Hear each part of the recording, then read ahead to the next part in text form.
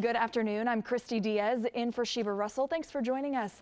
We'll have the very latest on the coronavirus in our state in just a moment. But first, we're following breaking news. The attorneys for one of the men charged with murdering Ahmaud Arbery speaking just moments ago.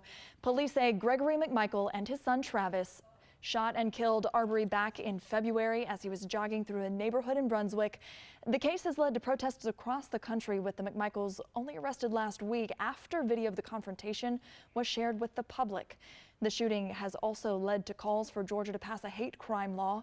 And speaking today, Gregory McMichael's legal team hinted at revelations to come in court. The truth will reveal that this is not just another act of violent racism.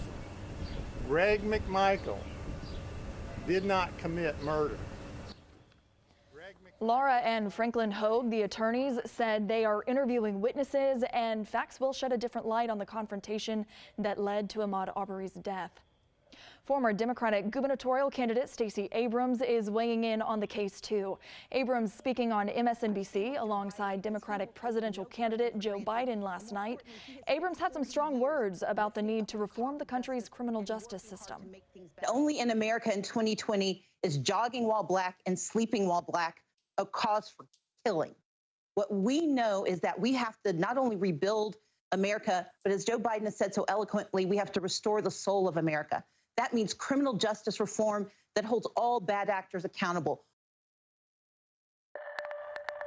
You can get more insight on the case later today. Dr. Phil will talk to Arbery's mother and the family's attorney about their push for justice. You can watch this Dr. Phil exclusive today at 3 p.m. right here on 11 Alive. And then stay tuned for 11 Alive News at 5 as we reveal new details about what was happening in the neighborhood in the weeks before the shooting.